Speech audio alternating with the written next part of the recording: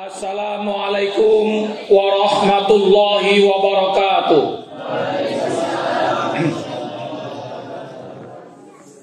Alhamdulillah wa syukurillah.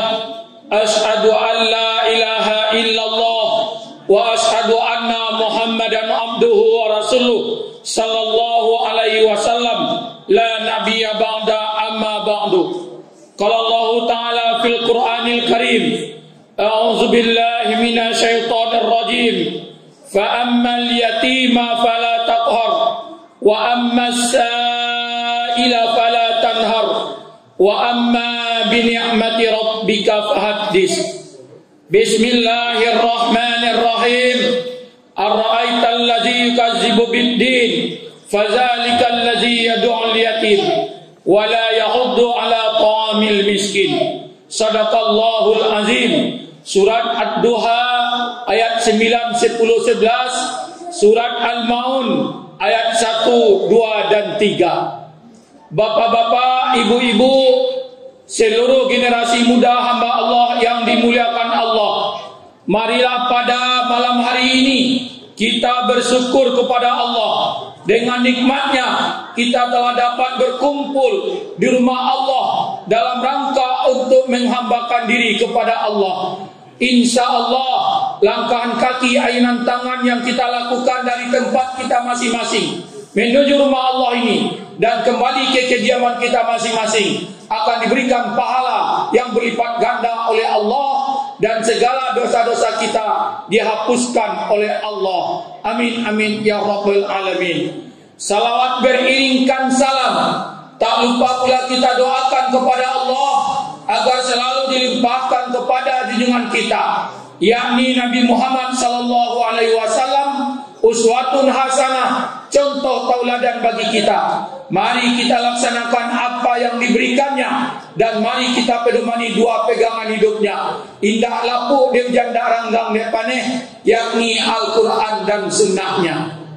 Bapak-bapak, ibu-ibu, sidang jamaah yang dimuliakan oleh Allah, jadikan dia sebagai contoh. Di ujung pasar kota Madinah ada seorang Yahudi tua, miskin, buta. Dia berdendang. Dendangnya, jangan percaya jojo Muhammad tu bodoh, Muhammad tu pakar, Muhammad tu tidak ada gunanya. Dia tidak sadar seorang yang terbaik tiap pagi menyuapkan nasi ke mulutnya. Dan orang ini bilang pula kepada orang yang menyuapkan nasi itu, "Oi, jangan percaya jojo Muhammad. Muhammad tu bodoh mah. Muhammad tu tidak ada gunanya." Orang yang menyuapkan nasi itu tersenyum saja. Beberapa waktu setelah itu, tidak ada orang yang menyuapkan nasi. Suatu ketika Abu Bakar Siddiq bertanya kepada anaknya Aisyah, "Ya Aisyah, ayang Allah nyopa gue de Nabi, tapi alun ambo kerajaan. Ayah, di ujung pasar Madinah ada laki-laki pengemis Yahudi. Dia sering tiap pagi disuapkan nasi oleh Rasul." Lalu Abu Bakar Siddiq pergi ke ujung pasar Madinah itu. Lalu disuapkan nasi ke mulut orang Yahudi peminta-minta yang buta itu. Kece orang Yahudi kok kurang aja waang, kasa waang magi makan kepada aden. Waang indah orang asli memberikan makan kepada aden. Lalu Abu Bakar Siddiq bilang, "Pak, orang yang asli itu sudah meninggal dunia. Dialah Muhammad sallallahu alaihi wasallam. Tamanong Yahudi buto miskin kok." Lalu di depan Abu Bakar Siddiq dia mengucapkan dua kalimat syahadat, "Asyhadu an la ilaha illallah wa asyhadu anna Muhammadar Rasulullah." Jadi cara Nabi untuk berdakwah tidak kejam, tidak kurang ajar, tetapi cara Nabi berdakwah secara persuasif, secara yang terbaik. Biar Nabi dikata-katakan, tetapi Nabi tetap sabar. Itulah tipe pemimpin yang harus menjadi pelajaran bagi kita untuk kita terapkan dalam kehidupan kita sehari-hari. Bapak Ibu sidang jamaah yang dimuliakan oleh Allah. Seterusnya yang kedua, Umar bin Abdul Aziz. Umar bin Abdul Aziz sudah kita sampaikan beberapa kali kepada forum yang terhormat. Dia setelah dibayaan, dia setelah disumpah, dia dilantik menjadi seorang khalifah, seorang presiden, seorang raja. Dia berlari ke dalam kamar, menangis dia sepuas-puasnya. Indah ado tanginan di kaluan, indah ado air mato dan di kaluan. Barulah Umar bin Abdul Aziz keluar dari kamar. Akece punggawa kerajaan, akece pembesar kerajaan. Ya Amirul Mukminin, lihatlah muka engkau itu, bangka-bangka dia siap menangis, merah mata engkau itu karena menangis. Gerangan apa ya Amirul Mukminin? Lalu Umar bin Abdul Aziz bilang, setelah saya dibayat, setelah saya disumpah, setelah saya dilantik menjadi seorang khalifah, kaki saya sebelah sudah masuk ke dalam surga, sebelah lagi sudah masuk ke dalam neraka. Kalau seandainya selama saya memimpin teraniaya masyarakat, banyak mati masyarakat kelaparan, banyak masyarakat yang putus tentang bersekolah, maka kaki saya yang sebelah di dalam surga, kedua-duanya masuk ke dalam neraka. Tapi kalau seandainya selama saya memimpin tidak ada masyarakat yang melakukan perbuatan-perbuatan buruk, aman-aman saja masyarakat, insya Allah kaki saya yang sebelah di dalam neraka, kedua-duanya masuk ke dalam surga. Bapak-bapak, ibu-ibu sidang jamaah yang dimuliakan oleh Allah, pemimpin yang terbaik, pemimpin yang lahir dari Islam, pemimpin Islam, pemimpin yang ada di dalam dirinya keimanan kepada Allah. Pemimpin Islam di dalam dirinya ada sifat sosial yang harus dilaksanakan oleh pemimpin-pemimpin saat sekarang ini. Tapi nyatanya pemimpin yang kita idam-idamkan di dalam dirinya ada jiwa Islam, ada jiwa iman, ada jiwa sosial, mulai langka di atas dunia ini. Bapak Ibu sidang jamaah yang dimuliakan oleh Allah, kita harus melihat ke belakang. Betapa hebatnya kepemimpinan Rasul. Karena Rasul dalam berdakwah dia tidak membeda-bedakan orang.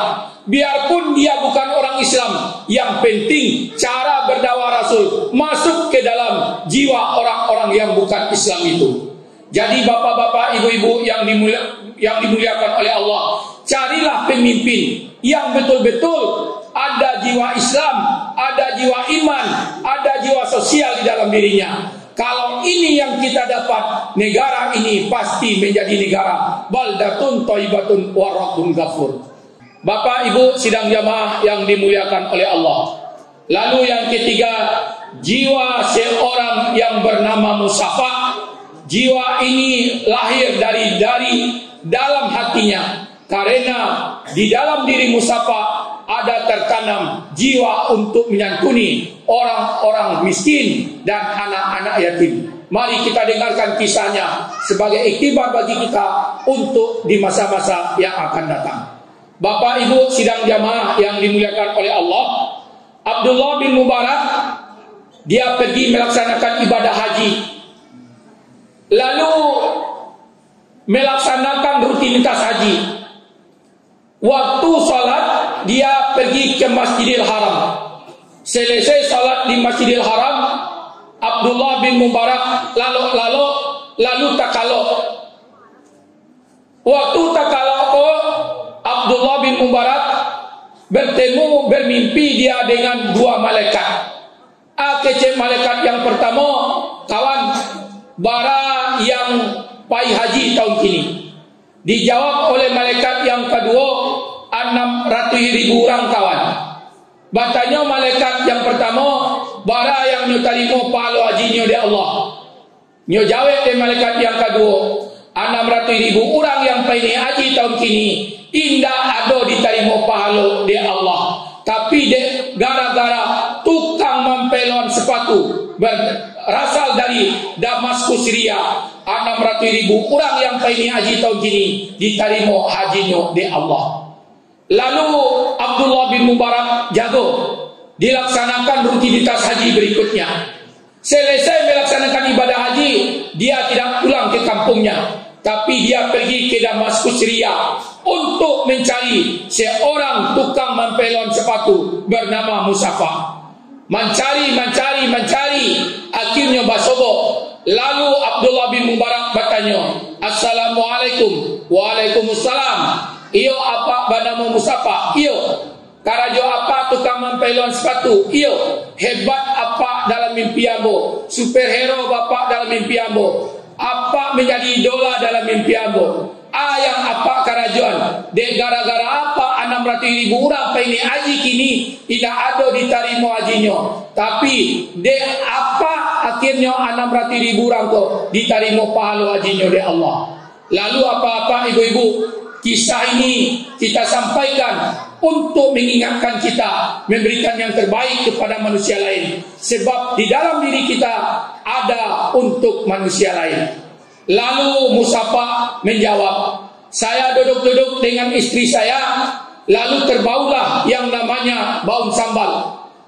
Istri saya bilang, dah minta las ketek dah, harum bau sambal kok, lama rasanya. Karena istrinya lagi hamil, maka Musafa pergi ke rumah tetangga. Tiba di rumah tetangga, Musafa bilang, Bu, minta sama ibu seketek, niobana istri ambo dengan sama ibu, harum baunya pasti lama. Lalu ibu ini bilang, Pak, kami memakan ko sambal ko halal, tapi kalau kami agen kapak haram jadinya. Bapak kata itu, Bu, ambo punya anak yatim pola sekian hari tidak makan, lalu daripadanya mati kelaparan, lalu ambo pai bajalan basobok je bangkai kudo, ambo sai bangkai kudo tu, ambo bawa dagingnya pulang. Tiba di rumah, ambo gue kalio, ambo gue sambal rendang, makanlah ambo dan anak yatim ko. Apa-apa ibu-ibu, Musafa pulang, inya ambil pitinya menurut riwayat ko 300.000 dirham, lalu inya agen ke ibu ko, Bu, ambo rencana pergi haji, tapi dia menangan kisah ibu, ambillah piti ko sadalah ibu. Ibu pergi ke pasar, ibu bayi menukar, ibu agi anak-anak ko sambal yang betul-betul sehat, buang sambal ini. Bapak dan ibu sidang jamaah yang dimuliakan oleh Allah, dalam pandangan manusia Musafa tidak pergi haji, tetapi dalam pandangan Allah Musafa pergi haji. Bahkan hajinya lebih bagus, lebih hebat daripada haji yang 600.000 orang tersebut. Yang dapat awak ambil hikmahnya di sini, bagi apa-apa yang punya piti balabih, ibu-ibu punya piti balabih, daripada awak naik haji umrah 2 kali, 3 kali, sampai kali 5 kali, lebih bagus uang itu kita pergunakan untuk kegiatan-kegiatan di masjid ini. Ange masjid ko abalian kipe angin, ange masjid ko abalian nase. Ada yang kurang-kurang awak peloan, awak bantu anak-anak yatim, awak sekolahkan orang-orang miskin, awak haji modal untuk binyo bau sao. Lebih rancak itu awak lakukan daripada awak pai haji 2 kali, 3 kali, sampai kali di muka rumah awak anak yatim mati kelaparan, di belakang rumah awak masjid butuh pertolongan, di samping kiri kanan awak tetangga banyak yang miskin, maka haji kita, umrah kita tidak akan diterima oleh Allah. Apa-apa ibu-ibu sidang jamaah yang dimuliakan oleh Allah, ada 3 yang akan mengiringi awak ke kubur. Yang pertama, harato benda awak. Harato benda awak kau tidak masuk ke dalam dah. Awak lah dimakamkan, harato benda awak kau pulang. Yang kedua, anak banyak, keluarga banyak, hanya di bibir kubur saja. Setelah itu dia pulang. Yang bersama awak di dalam kubur adalah amal perbuatan awak. Jadi apa-apa ibu-ibu yang diberikan rezeki oleh Allah, mari kita keluarkan rezeki kita itu. Sebab di dalam rezeki kita itu ada punya orang lain, ada punya anak yatim, ada punya masjid. Kalau tidak dikeluarkan, caranya Allah mengeluarkan lebih dahsyat dari yang kita perkirakan. Apa-apa ibu-ibu sidang jamaah yang dimuliakan oleh Allah. Jadi awak hendaknya berinfak, bersedekah dalam kegiatan-kegiatan di masjid ini. Sebab apa? Tadi sudah kita gambarkan. Kalau seandainya awak diberikan rezeki oleh Allah, tidak awak keluarkan, caranya Allah akan mengeluarkan, tidak tentu. Bapak Ibu sidang jamaah yang dimuliakan oleh Allah, daripada keluarga awak baca setelah awak meninggal dunia, di haratu awak lebih rancak haratu awak ko awak dagangan untuk mendapatkan yang terbaik di sisi Allah. Sebab itulah yang terbaik cara berdagang. Cara berdagang, maka Allah akan memberikan pahala yang berlipat ganda oleh Allah. Kesimpulannya Bapak, Ibu, saudara-saudara kami yang dimuliakan oleh Allah, marilah kita jadikan ini sebagai pelajaran bagi kita untuk masa depan kita, bahwasanya contoh-contoh yang sudah diberikan oleh Islam kepada kita sebagai iktibar, sebagai pelajaran yang sangat berharga, dan insya Allah akan kita terapkan dalam kehidupan kita sehari-hari. Tadi sudah disampaikan 40.000, 35.000, 32.500 sekian itu disesuaikan dengan beras yang kita makan. Karena dulu orang lain santiang, daripada bare awak makan bare mahal, di zakat fitrah bare yang murah-murah, itu tidak pada tempatnya itu. Itu sama dengan menantang Allah itu. Jadi besok sudah mulai diterima zakat fitrah. Gunanya zakat fitrah itu saudara-saudara kita yang diberikan Allah kekurangan dapat bersama-sama kita bergembira di hari raya Idul Fitri. Assalamualaikum warahmatullahi wabarakatuh.